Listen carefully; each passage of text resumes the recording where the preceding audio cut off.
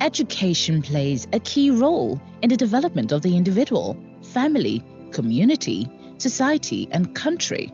More so, the education and empowerment of girls. I dropped out of school due to the death of my mom. So I felt after her, I had nobody. So I stopped going to school. In the process, I was at home. Then I was with my grandma. She was not feeling fine though. So I thought of let me just stay with her and let me be fine with her. So I made up my mind not going to school again.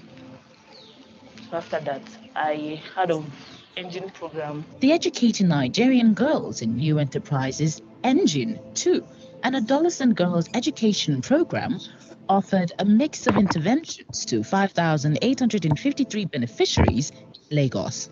There was a day we were in class and we were told to do something about our dream, what we want to become in the future. So I started drawing, I started thinking, and there's this flash that came in that you need to do something important with your life. Like, I need a better future. So I told my mentor, my facilitator, that I want to go back to school. So she asked me again, are you sure of it? And I told her yes. I continued my education for where I stopped, SS2. I took my WAEC, I took my NECO, my final exam. Now I'm in University of Lagos. The Engine 2 program is designed to enhance learning experience for marginalized girls, increase asset building skills and income generation, enhance life skills and training opportunities, improve gatekeeper commitment towards girls' education, and empower and expand protection policies and practices benefiting adolescent girls and young women in target areas and nationally. By God's grace, I also want my junior sisters to continue their education and be a greater person in life.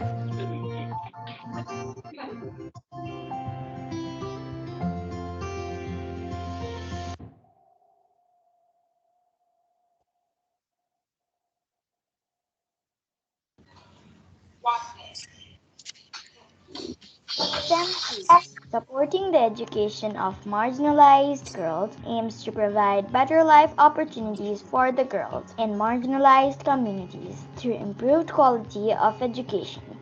The project works in 30 community schools and 6 local governments across Kailali district. To improve learning outcomes of the students, the project introduced in Schoolgirls Club with extra classes on key subjects of maths, science, Nepali, and English using upgraded teaching methodologies and student-centric approaches like group activities, presentations, and discussions.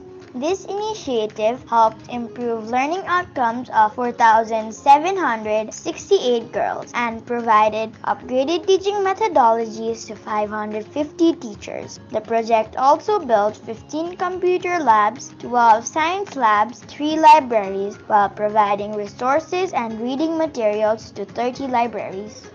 As part of the objective to leave no girl behind, valuable skills trainings was provided to girls who dropped out of school, including trainings on financial literacy, business skill development, adolescent sexual reproductive health, and life skills.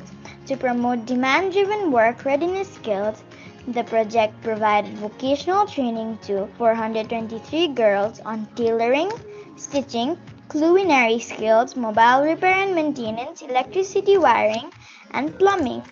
The project also provided collateral-free loans at very low interest for small startup businesses. More than 400 girls have started their own businesses and enterprises through the loan provision. To prioritize the safety of school children, the project raised awareness on issues of sexual abuse and harassment, incorporating gender equality at the school and community level. Currently, the project is working with the local government to draft educational and child safeguarding policy. A committee comprising teachers, students, Management representatives and guardians was formed to handle any form of complaints or cases of harassment or abuse. Self-defense trainings were also provided to more than 3,500 girls to handle difficult situations as well to improve self-confidence. 2 rural municipalities have expanded on this initiative, providing self-defense sessions to an additional 783 girls. These project interventions were backed by the Project Awareness campaign that helped raise awareness on the importance of girls' education and gender equality. From door-to-door campaigns to wider dissemination through radio programs, the project supported to bring systematic change to uplift the quality of education in the far west province of Nepal.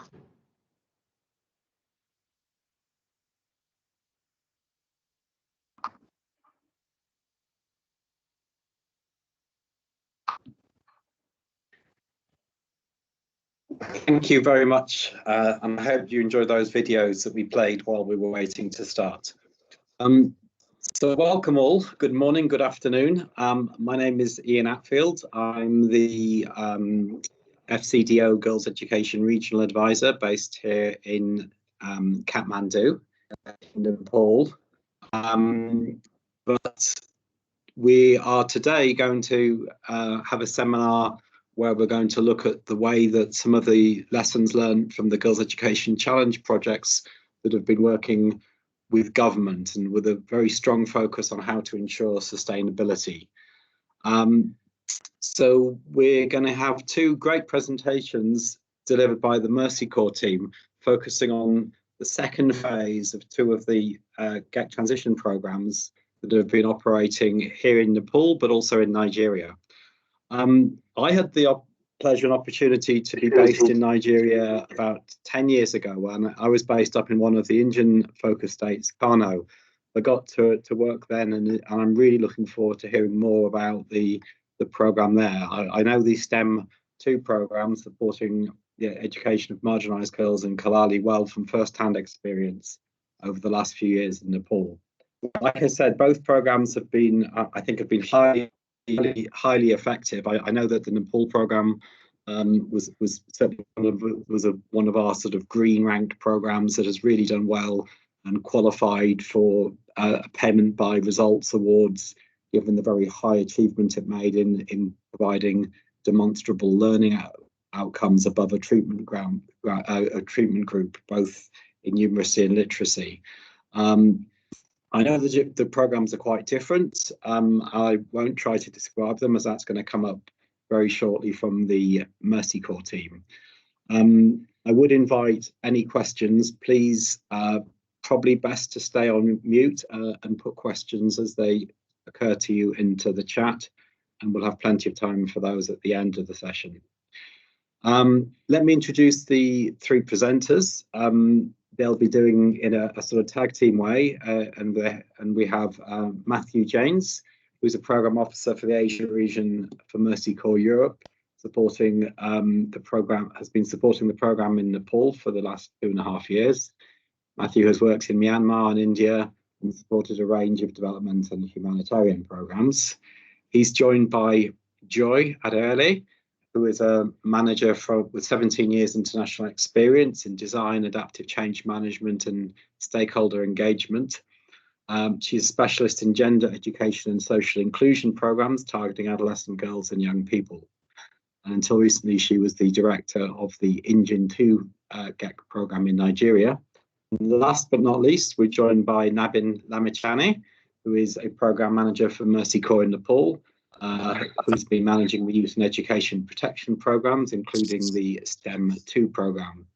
He has a range of work experience in programs with such as child soldier integration, earthquake recovery, programs for Bhutanese refugees, and is also, I know from first-hand experience, really an expert in providing psychosocial support and counselling. So we're an extremely experienced team, and I'd like to hand over now, I think, to Matthew to lead. Thank you. Great, thanks so much, Ian. Just go on to the next slide. Great. So yeah, hello, good morning, good afternoon, everyone joining. Before hearing from our teams in Nepal and Nigeria, I'm just going to give a quick overview of the broad framework through which Mercy Corps designs and implements its projects targeting youth, including our girls' education programming. So as shown on this slide, this is the future-proof framework. So the idea behind this framework is that we work with young people so that they are future-proof, meaning they're ready for whatever comes their way. So this is a multi-sector approach that places safety and well-being at its foundation, and then layers on support for knowledge and skills development, meaningful participation, and economic opportunities. So the framework is at the core of every Mercy Corps education programming, engaging adolescents as true partners in the design and delivery of services based on their priorities. We work with girls and their communities to develop culturally appropriate avenues to access knowledge, skills, and education, safe and dignified work, civic participation, and their basic rights. Our adolescent girl programming focuses on helping girls to stay in school or access education and training, while also improving their learning and performance, to make successful and safe transitions to work, and to secure the social and economic assets needed to make healthy decisions and earn safe, steady livelihoods. So central to this framework are the following 6 principles, which I'll quickly run through now. That we deliver the right services at the right time, so that interventions are tailored to the specific needs of participants and acknowledge the context in which we work. That we support facilitators of learning, be they formal teachers, mentors, coaches, parents, any other facilitators. That we apply systems thinking, so taking a holistic approach to analyze and identify the key gaps or impediments, and then working to resolve them. That we always ensure safeguarding protection considerations are paramount. That we foster an enabling environment, so focusing not just on where a girl goes to school, but her entire ecosystem, household, social network, and community. And finally, that we link education to economic pathways. So all of these principles are present in the 2 programs you'll hear about today. So let me now pass on to Joy, who will give an introduction to the Engine 2 program in Nigeria. Thanks, Joy.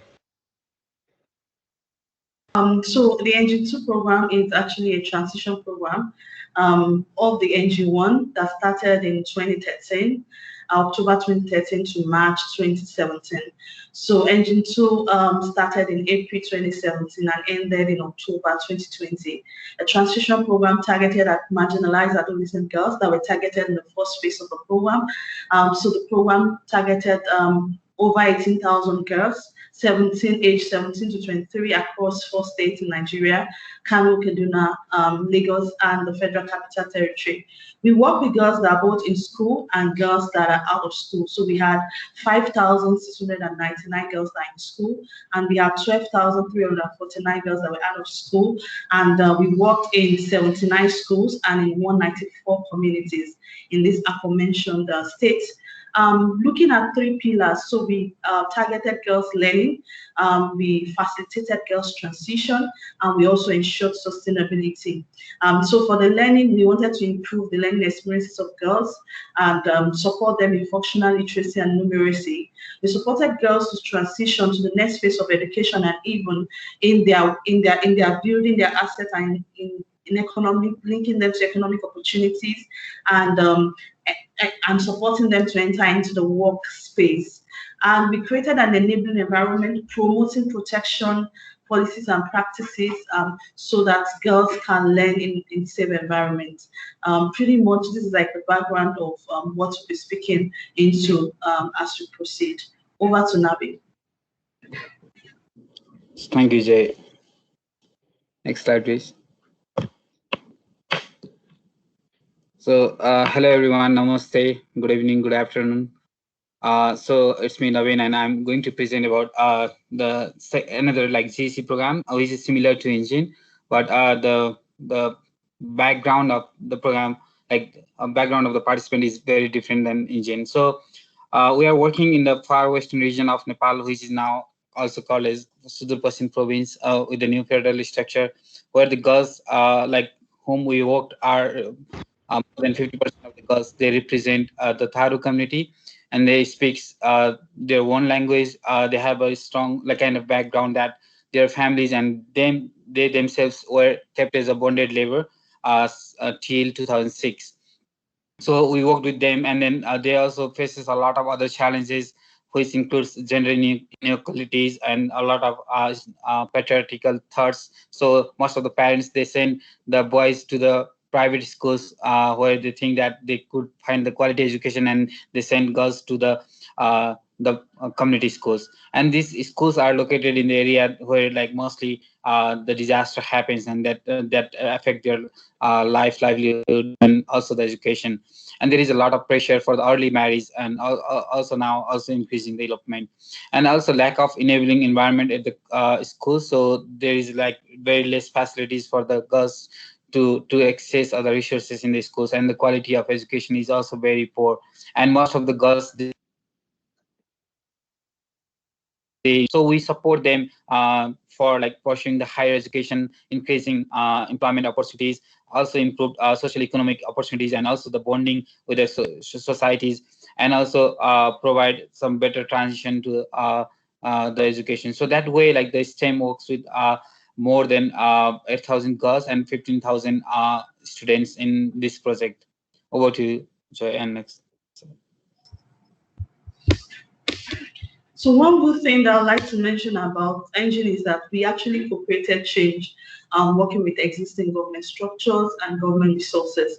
And this webinar is focused on how we worked with the government. So I'm going to be sharing across the 3 pillars that I highlighted earlier, how our work with the government resulted in the successes recorded on the program. So for enhancing learning experiences, we actually work with governments to build the capacity of teachers. We worked with teachers that are already in schools, and we worked to train these teachers. Over 1,000 of these teachers were trained in learner-centered teaching methodology, while also providing on-the-job mentoring. So we had master trainers who were government officials supporting these teachers to ensure quality delivery, and also we had teachers supporting themselves, more like peer mentoring. We also developed learning resources for the learners working with the government. So with the government, we were able to develop learning benchmark and other resources that were used to facilitate learning for the learners that were in the program.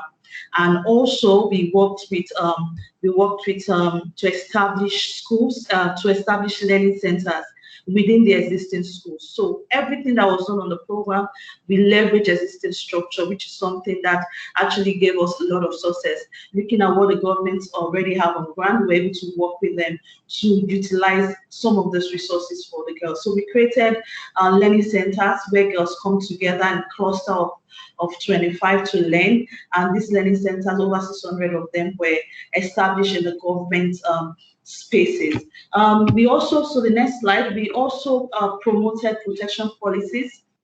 We promoted protection policies at the school, and also, remember I said we work with girls that were out of school. So for girls that are in school, we were working with the Ministry of Education, both at the state level and at the zonal level, and even at the school level. For girls that were out of school, we also work with the government. There's a government agency responsible for informal education in Nigeria, which is the National Mass Literacy Commission. So we work with MNEC, and we work with MNEC also in promoting protection policy. So before the NG program, MNEC, they have code of conduct in their learning centers, so they are the ones responsible for informal education. This wasn't there, but with the work with Engine, they were able to adopt our code of conduct, which is now being used in the informal centers across 36 states. Also at the school level, we were able to develop, in conjunction with the government, our school charters, and this was adopted in Kano and Kaduna, where we are working with in-school girls. So these are some of the things that we were able to do working with the government on the second phase of the Engine 2 program. Over. Next slide, please. So similar to Engine, like the STEM project also work with the government at different level. So we had we worked with the government at federal and provincial and local level, and where the engagement of provincial and local government was high.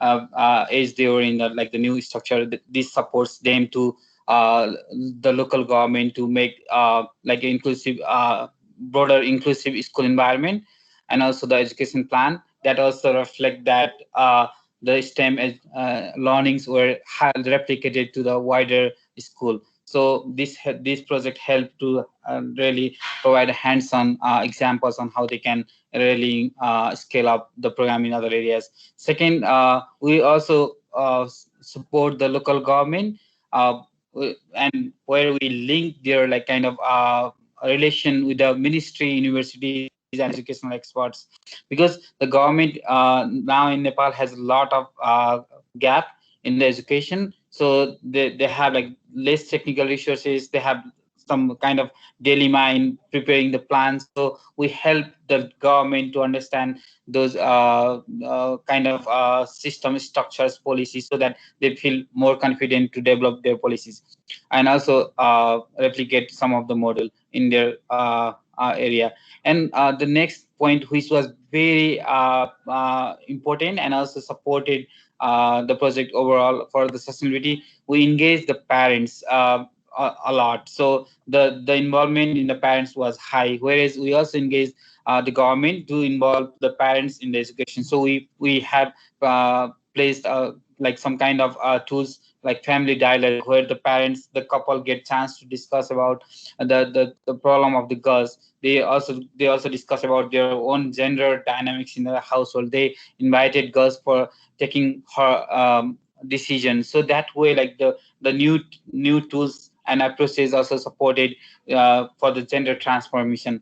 And most of the girls in our schools, they represent from the very vulnerable groups, and the number of girls is also very high. So we also increase the capacity of the parents and then support them to transition into the school management committee. Whereas the government has been facing a lot of challenges for complaint handling mechanism at schools. So we also help the government to expand that kind of mechanism in the communities, and also supported them like to prepare a child protection policy at the local level, so that they can sustain these things in the long run. Thank you. Over to Joy. Yeah, so we'd like to give some examples of impacts that was made on the ENGINE program, looking at evidence from my evaluation findings. I must mention that for the baseline and midline of ENGINE, we had both qualitative and quantitative assessment. But by the time we were at end line, that coincided with the pandemic, and so we're only able to have quantitative assessment that was conducted online. So some of the figures I'm going to be comparing are from the quantitative, which is baseline and midline. So we had over 2% increase in numeracy and over 5% increase in numeracy for in the average literacy scores for the out-of-school girls between baseline and midline. About 6.3 increase in numeracy and 2.7 increase in the average literacy scores for in-school girls between baseline and midline. We had 66 school development plans that were developed. So I mentioned earlier that we worked in 79 schools. So 66 of the 79 schools were supported to develop their development plans. And at the school level, we have the school governance. Sorry?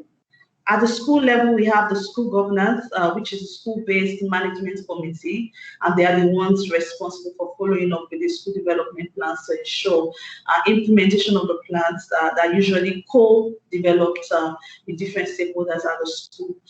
We also have grants that were disbursed. So in total, we had $47,000 worth of business grants disbursed to 916 girls for startup and also for business expansion. So we had girls that were already in businesses who were supported to expand their business, who were supported to diversify their business, and we had girls who were just starting up their business. Both categories were supported. We also had $29,000 worth of business loans that were disbursed by the Lagos State Trust Fund. So we collaborated with the Lagos State Trust Fund, which is another government agency, to support girls with a single-digit loan, which they were able to use to improve or expand their businesses. So those are some of the impacts that we recorded on the program. I will stop here. Over. So similar to Inzin, like also like Ian also highlighted this in the beginning, that this project has significantly improved the literacy and numeracy scores of the girls, and where the literacy and numeracy was increased due to the reduction in household chores, because the most of the girls, they spend a lot of time at their house for supporting their family, for like agricultural works or like some other household chores. So now as we increase the like the engagement of the parents, so we build up a system that increase the participation of the parents at schools, so that help the girls to increase the literacy and numeracy, which is like comparatively higher than the control group, and that also significantly supported the girls to increase their scores in the regular examination. So and then these skills are like not only increase in the girls, but also like the project also help in these schools to also change the teaching methodology, so which sustain for a long time. And we also have a lot of engagement and also one-to-one monitoring tracking system for the girls, so that also supported us to decrease the dropout rate. And then we only found that 2% of the girls will drop out in the entire season. Whereas like we roll out the complaint handling mechanism, which was also one of the bigger success in the schools, and that is also sustainable, because that helped the girls to speak, not only the girls but also the boys, to speak of their problems, the challenges they faced in the education or protection or gender-based violence. So they like, and also the schools are very responsive to this complaint handling mechanism and making it sustainable. So now we can we have a lot of evidence that there is increasing number of complaint from the students in to this system. Yeah, next slide please, and hand over to Jane. So we'd like to highlight some of the challenges that we faced working with the government so specifically. One big challenge, which I know is not just peculiar to Nigeria, is the bureaucracy in government. This actually led to some delays in implementing commitments made. Also, we saw some gap in teachers' quality. So while the program was focused on training teachers and building capacity, we realized that there was some significant gap in teachers' quality, which impacted on even being able to select, teachers that are able to deliver on the program. And then we had also quality assurance issues. So there's a government agency or government officials responsible for monitoring teachers to ensure they deliver. Sometimes these people who with this duty of care are not able to implement what they have been assigned to do, citing different excuses, vehicle, and all of that. But we were able to bridge this gap by still working with master trainers within the government agencies that we partner with to monitor the teachers so we can ensure quality assurance. Sometimes it's difficult to influence government to align their policies to global standards. And an example would be, okay, when we're trying to push for the code of conduct, even though they clearly saw that this was a need, but sometimes ego comes to play and they don't want to accept that there's a gap within their system, which what the program is proposing would help them to fill. Sometimes there's also that reluctance and the bigger problem of corruption getting in place. Also, we had difficulty in getting intervention scaled up. We had implemented in 18 LGAs, and we had expected that even during the life of the implementation, this would have been scaled to other local government area provinces, but this wasn't the case. They usually cite budget limitation, but we know that it's not a budget thing, but more of a disconnect between the local government and the state government, or between the zone and the feeding into the state. And sometimes there's this gap in following through in commitments that have been made, rather than the budget that was cited. Some of the interventions that or approaches that were not sustained, which would have been great, is the school-based peer mentoring. And this would really address the gap in teachers' capacity, because the school-based peer mentoring is a low-cost approach that enables teachers to support themselves. So a teacher with a particular subject mastery is able to support another teacher who is struggling in that aspect. Also ensuring the usage of the learning resources, and some of the adaptations during COVID wasn't sustained because some of the girls do not have access to Android phones, and most of the sessions that were ongoing during COVID were sessions on either radio, like the girl we are seeing on the screen, or sessions on WhatsApp groups, which requires an Android-enabled phone. So there were some limitations that actually prevented some of these approaches from being sustained. Over. Thank you. Next slide. So actually, like before going to the challenges, I can say that though we are facing a lot of challenges due to the COVID, but the project has really make a system that inbuilt within the government and also the community, so that help all the intervention to continue in the time of COVID in a different way. So like online classes, Facebook classes, we can see nowadays that the schools are carrying out in this community. So that is a very like kind of influential things that I can see these days in the Facebook, when the case is increasing in Nepal also. So a part of that, there were some challenges that we encountered in this project, or that we observed and then also dealt with in this project. So one thing is because of the COVID, like most of the agencies, including the government, is more focusing on the other crucial services, lifeline services. So the education is always a low priority, and also the continuation of the like the online classes, or continuation of the alternative education is not really taking place in this situation, though we passed 1 year. So, and then a lot of resources are invested in other sectors. That is one thing that really hindering the education of the students in our program area.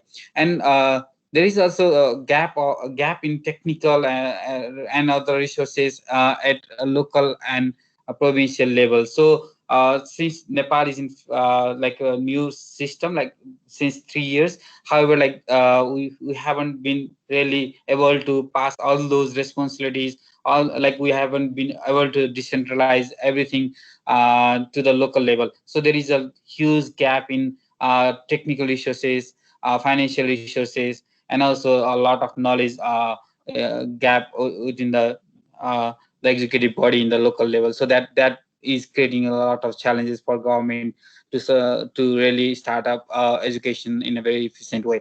And investment in physical infrastructure is a lot in Nepal in compared to the quality education. So in quality education, we mostly invest in some teachers training or some scholarship, not really focusing on how can we really improve the education of children. But we are like the government is building a lot of infrastructures, including toilets in the schools, but not really investing on the people side.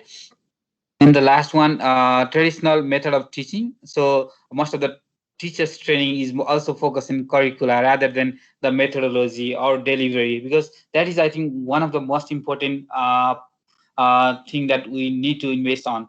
So that is also the another challenges we faced in our program area. So next slide, please. So and with those challenges also, we have a lot of lessons learned that we have in Nepal in the STEM project. So like when we started the project, likewise government had, because in our policy there is not really a specific intervention related to the parents. So how parents can really support the children education, that is not highly acknowledged in anywhere. So the project also misses that opportunity. Like we have very less intervention on the parents, so which was very difficult for us. So because of not having the like appropriate support from the parents through their attitude and behavioral, that is very difficult to sustain the girls' learning opportunities in the school. So that we found from the beginning.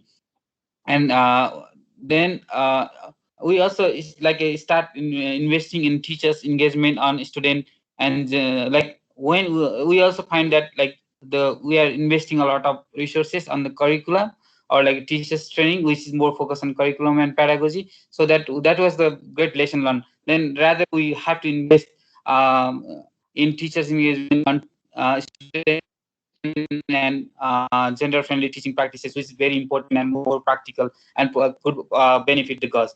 And without having learning need assessment, it is very difficult to do the intervention. So learning need assessment, not only for the girls, but also for the teachers training is also very important, and that could really support us to design the intervention. And also inclusion of boys is also very important because the project has a lot of focus on gender-based violence safeguarding. So, but there were very few intervention rounded up on the boys engagement. So that like the project has faced a lot of challenges on getting the safe and learning environment for the girls in schools and communities. So that was a kind of lesson learned for the system. So over to you, Joy. Thank you, Nabi. So very similar lessons with them too. Also for us, inclusion of boys it's really critical, and I'll share some examples of how some of our work in engaging boys actually gave us huge results. But I want to start by sharing some of the lessons learned, looking at what made a difference for us. So unlike Engine 1, on Engine 2, we started engaging the government at the very beginning, which actually made a really big difference. They were able to own the program, they were able to take ownership of the program because they've been there from the very beginning. They were building to having a relationship with respective government agencies, with the relevant ones, and then incorporating them into every aspect of the program, from the planning to even provide quality assurance, the M&E, and all of that made a huge difference for the program and gave us big success because they were able to own it and they were able to see it as their thing. We also have some recommendations that we'd like to make for future programming. The very first one is around, so let me also share the lesson around inclusion of boys, like I mentioned earlier. So we have gender trainings for boys, for girls, for men, for women, both at the school level and in the community level. So we have boys understanding more about girls, even about their menstrual health, and they're able to provide, unlike before that boys leave the girls to do the sweeping in class, in school, and every other chores. So we see boys also sweeping, supporting because of the gender training provided. We see boys showing more empathy, unlike before when girls are stained during their period, boys will laugh at them, but boys now provide their extra share for girls to cover up. So we had a lot of success stories. We had gender assemblies in schools, 79 schools where we work, and gender training. So increase awareness around gender equity, we feel is a good lesson that improves programming and helps to achieve educational outcomes. For some of the recommendations that we want to make, one would be around integrating reproductive health into girls' education, because we know that adolescent girls are actually at their reproductive period, and it's very important to have this as part of the lessons that they get, which was something that we learned from Engine 1. So in Engine 1, there was not much reproductive health lessons provided for girls. So you see that actually impacted on girls because pregnancy and all of that was still very high, and girls on Engine 2, where we had incorporated reproductive health sessions into their life skills, we actually had better outcomes. So this is a recommendation that we are putting on the table strongly, to have that as part of any program that is targeting girls' education, even livelihood. Any program at all targeting girls should have reproductive health as an integral part of it. We also want to recommend that economic and business opportunities can influence girls' education, and we saw a lot of evidence of this in our program. So if a girl is able to improve our income. Most times they are able to go back to school. Not just them, they're able to send their children to school. If they don't have kids yet, they're able to support their younger ones to go to school. And that actually gives that multiplier effect. So economic and business opportunity is a key driver for educational outcomes, because we know that poverty is a barrier to get education. And if we really want girls to transit, we need to also look at how we can address their economic and needs by supporting them to expand business opportunities, workplace, internship, apprenticeship, helping them to get decent work that can improve their income for them to be able to pursue their education. Thank you. Great, thank you so much, Joy and Naveen, for those presentations. Here on this slide, we've just included once again the 6 principles outlined earlier in the introduction on the Future-Proof framework. Although this webinar focused specifically on how the STEM and ENGINE programs work with governments to ensure the sustainability of its interventions, I hope you're still able to see these principles at play. For instance, the ENGINE 2 program's commitment to safeguarding and protection is paramount, which led to such widespread adoption of the program's code of conduct and the protection policies developed with the Kano and Kaduna governments. Or STEM 2 and its success fostering an enabling environment for girls, focusing not just on schools, but also activities such as the Parents for Quality Education initiative and the family dialogues. Obviously something Naveen referred to earlier in the lessons learned section as key engaging parents. And obviously both programs had a significant focus on supporting the facilitators of learning, both to improve their technical skills and quality of their education resources, but also supporting them with soft skills that promote safe, encouraging and participatory learning environments. Finally, and key to this transition phase of the Girls' Education Challenge, both programs were successful in linking education to economic pathways, so building the skills and knowledge of adolescent girls to be successful market actors following their own economic pathway, as particularly noted by Joy there in the recommendations for ENGINE at the end there. So these activities took the form of both providing vocational training for girls, and these trainings obviously provided based on the needs and demands of participants, so bearing in mind that first principle of providing the right services at the right time, and also providing startup loans to enable these women to start a new business and to expand those businesses.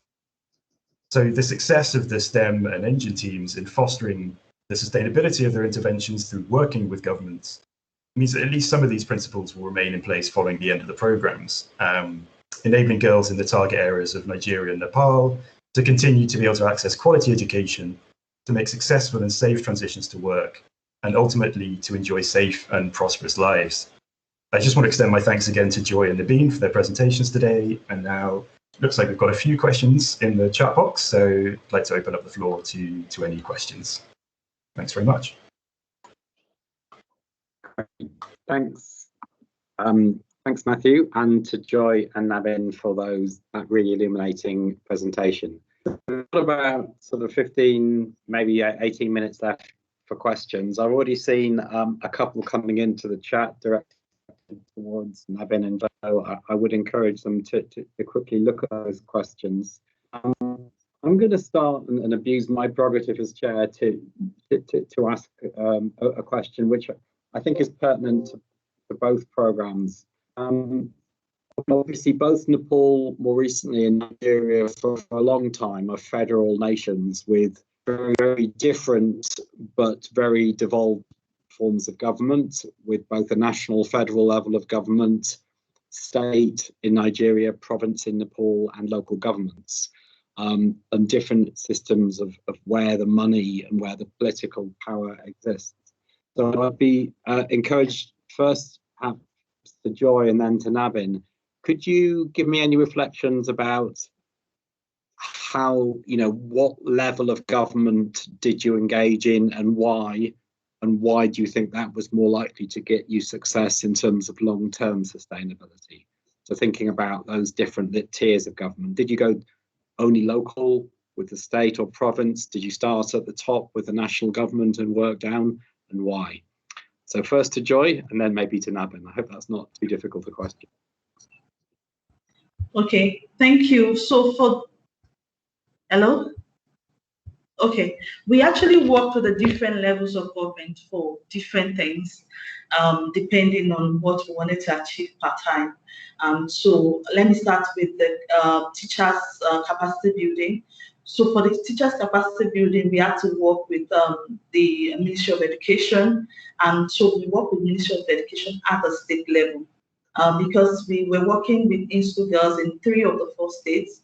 And so for each of the 3 states where we're engaging in school girls, we worked with the state government, and we also worked with the zona, because they had zona arrangements, which is close to the province arrangement. So in each state, we had to go through the Commissioner for Education, introduce the program, and so we did top down for that majorly for most of the things, because as soon as you're able to get the buy-in of the commissioner is able to direct the zona coordinators. So every other thing that you need to get done, you are able to achieve that faster from that. But there were other things that we needed to do, that we needed to go bottom up. So I'd mentioned that at the school level, we had the school governance of the school-based management committees. So looking at some of these development plans, we had to work with from the bottom up. So we work with the school-based management committees to develop this. And so that was what we did. There were other things that needed to be done at the national level. So if you're looking at things around policies, like the protection policies and practices, I mentioned when I was sharing one of our successes is that we had engaged with the agency responsible for informal education in Nigeria, which is MNEC, to adopt the NG2 Code of Conduct. And after that was adopted at the national level, they were able to cascade to the 36 states in the country, even beyond the 4 states where the program had been implemented. So I would say it's different strokes for different things, depending on what we're trying to achieve part-time. So some we had to go top up, some bottom up. Thank you. Great, thank you, Joy. And I think, Mabin, you'll have seen that my question has been extended by Miro in the chat, who mentions that Nepal has only recently moved to the federal structures, and I think that transition happened during the lifetime of your program. So it's good to hear your views about where to engage within the federal system, Mabin. I think there was like another questions, which is also like I think related with how we work with the local government also. So I'll shortly touch upon that also. So first of all, like the project highly like engaged with the local government and provincial government, because we're especially focused on one province in Nepal. However, like we were kind of instrumental in supporting the federal government, like central government also, because like as Mercy Corps works in a different cluster, like education cluster, protection cluster, and has like a long-term partnership with the Ministry of Education. So we support the government also to understand the field realities, to understand the gaps at the field. So like the leads, the education lead in those departments or like sections, they were able to like understand the research findings that help the government to understand the field reality. Secondly, they also supported, they also put a lot of confidence to the local government to set up their policy by their own. So the local government has a lot of confusion on how can they really develop the policies. How can is it really fine? Like will we follow the national policies or not? So there were a lot of confusion, but like while we engage them together, then that makes them comfortable to make these kind of plans and policies at different level. So also like the local government was highly involved in delivering the program also, because what we did in the STEM, like they just replicate the same thing in the other projects, like other schools, because STEM was not covering the entire district. So the local government was expanding a lot of like good learnings from the STEM project. So like model school, enrollment campaigning, like self-defense or kind of empowering daughters packages are also the teachers training, or the few of the examples that I can share it here.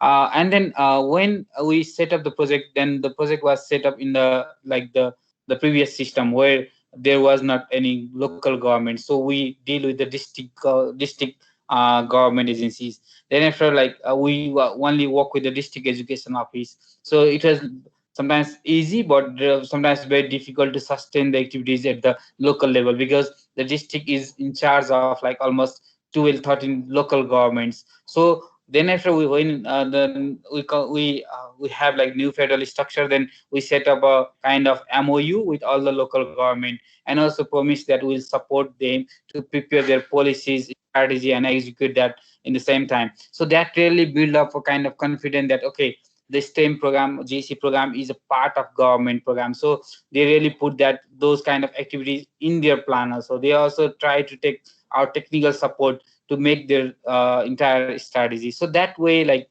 what we have learned, they also learn together and they also replicate together. So that makes like confident that they will continue this kind of effort in the long run. Thank you, Ian. Great, thanks, Naman. I'd like now to switch to a couple of the earlier questions in the chat. So Joy, there's a couple for you from Kate Sykes and Sidra Fatima. They're asking about the school development plans. How were you able to measure their success and attribute it into girls' learning outcomes? And also why you put in the comment that the peer mentoring model may not be sustainable. We'd be curious to get some reflections to those questions. Thank you. Okay, thank you. So for the school development plans, the plans were conceptualized to meet the needs of each of the schools. So these were developed by the schools, and they're different from each schools. And definitely this plan addresses the needs of the school and impact on girls' learning outcome. I'll give some examples. And so, for example, a school can have it in their plan to have a security gate. Security, we know, is a big issue that can impact on girls' attendance in school. And so if that happens, they start working towards it, working with the school-based management committee and also some community people to get that done. And if that happens, it will actually improve the number of girls that have confidence to come to school because they now know that they are more secured.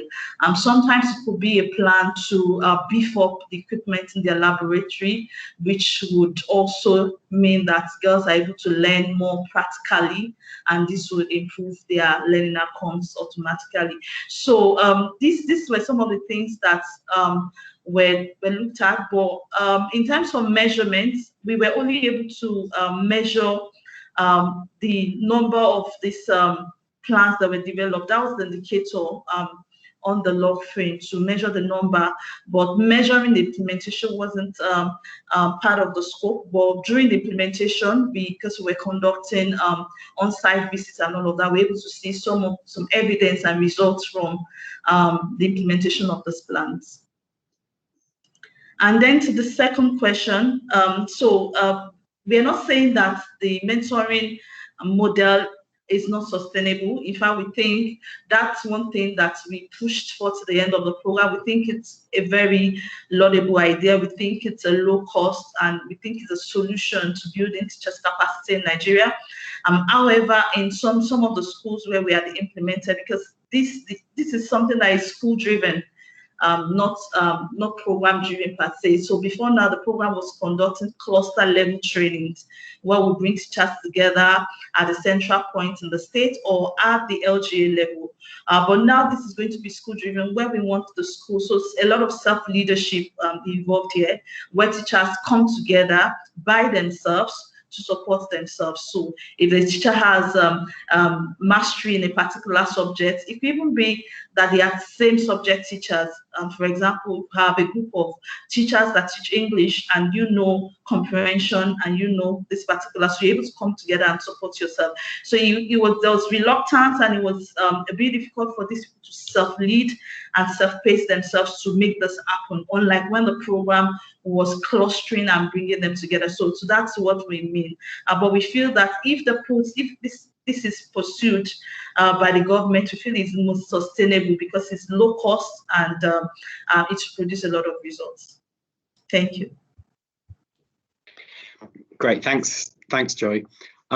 There's a question to both of you from Louise Leake about family engagement, parental engagement sessions. And a question about, for example, in Mercy Corps STEM, I know that the amount of time spent on household chores significantly decreased in the midline, although I'm not sure that was sustained after the end line when obviously COVID had come in. So it's good to get to your reactions there about whether there's a way to sustain that behaviour change in the household, or how quickly do you think that might drop off over time? And just to say to Louise, there is, I think, higher up in the chat, there's a link to some videos and resources that's been posted by Nabin about that. Nabin, would you like to have a go at that question first? Sure. So, like as Luis mentioned that, like in Nepal, like we had a lot of challenges engaging parents for the students, like whom they are sending in the public schools, like kind of government schools, we can say, or community schools.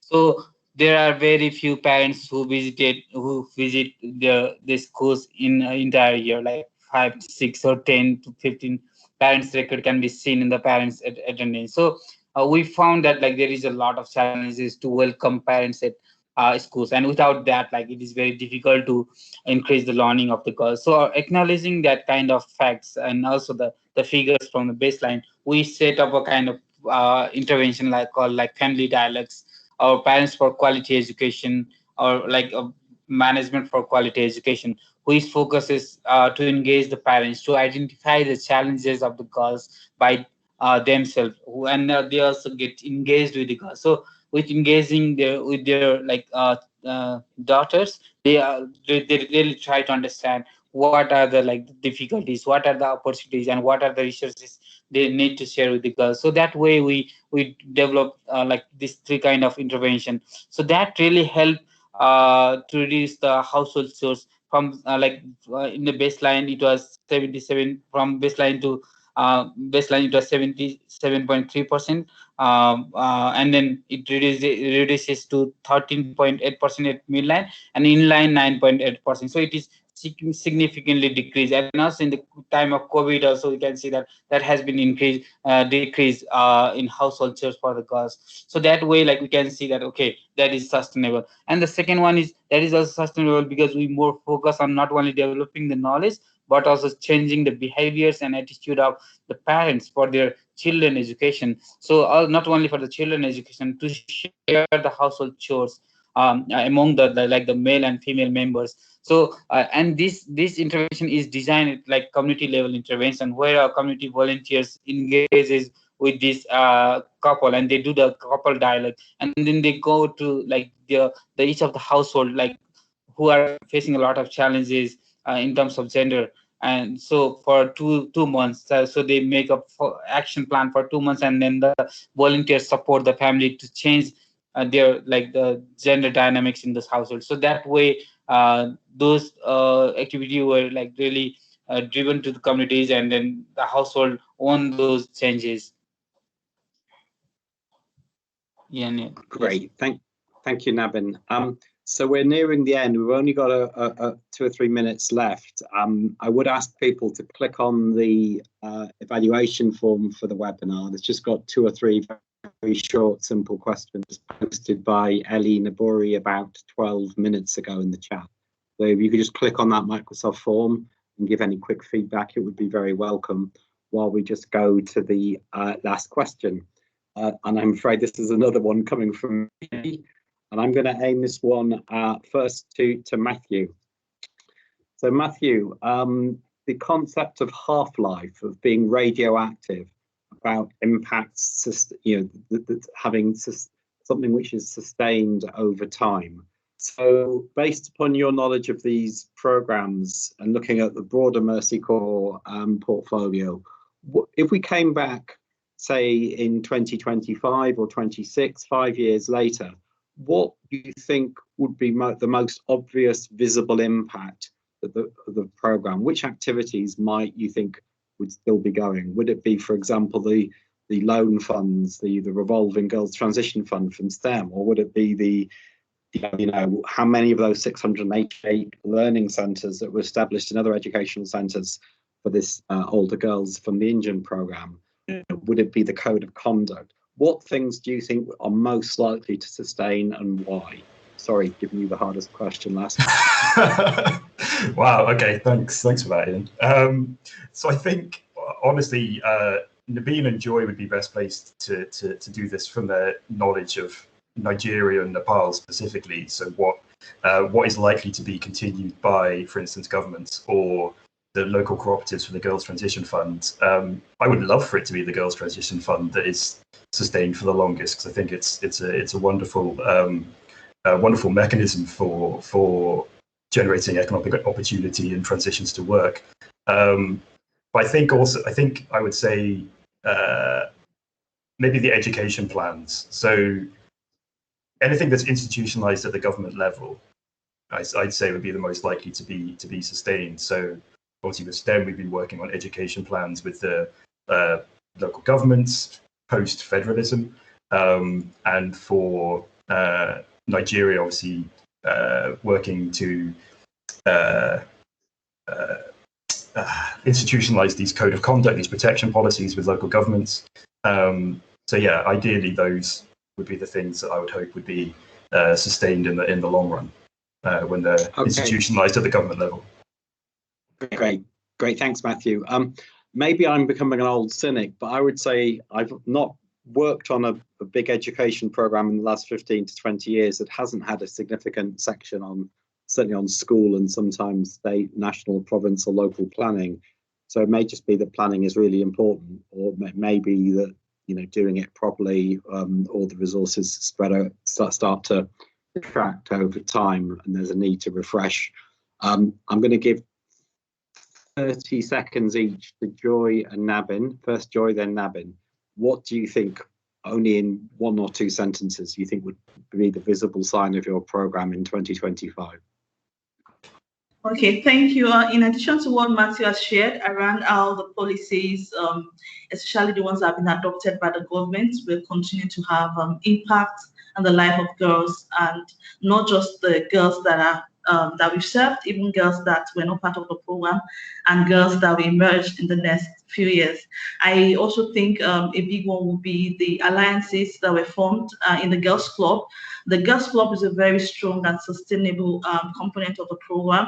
Even after the program, this Girls Club, which we call the Girls Fora for contest on the program, they've continued to support themselves. And we know that this peer support is very critical for girls to maximize their full potential. So I am very confident that the clubs, the fora that have been formed for girls to come together to support themselves, either educationally and even providing psychosocial support, will be something that will be of continuous gain and interest to the girls, both the girls that are on the program and future girls. We see girls in some of our communities now training other girls from the skills that they've learned. So the girl power, the girl network is a strong one that I feel will continue to hold. Thank you. Yeah, great. Yeah, and I think you may be right. It's often the informal networks and clubs and associations that continue. Nabin, we're out of time. I'm going to give you 15 seconds and really strict. What element of STEM?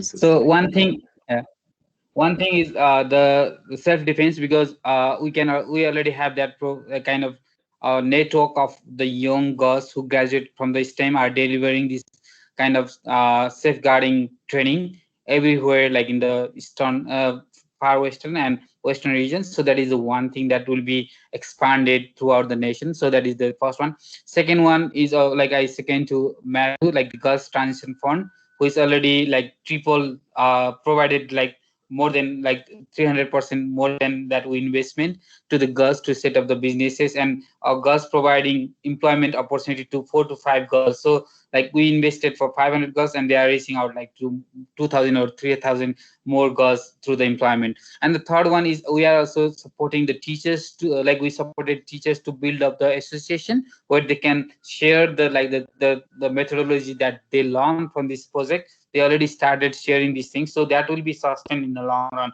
They will start they'll continue sharing their learning and teaching practices with the other teachers. So 3 things, and also the last one, the policy. So that will be implemented in. Yeah, Okay, sorry, we're out of time, Nabin. So you heard from our two presenters that their thoughts on what will sustain. We're going to do an evaluation in 2025 and hold them to account if they haven't. But certainly there's some clear messages there about going with things that have popular groundswell and government support. And the key thing is, will the government actually put them, and at what level of government? Lots of tricky questions. Apologies, Ian Disley, we didn't get to your question. I think you will find an older blog on the GEG website about supporting the strengthening of local data systems. And apologies we couldn't get to that. So I'd just like to thank everybody. I'd like to thank Ellie and the Central Fund Manager team for helping to put this on, and to obviously our three Mercy Corps presenters. Do click on that Microsoft form back in the chat link from Ellie.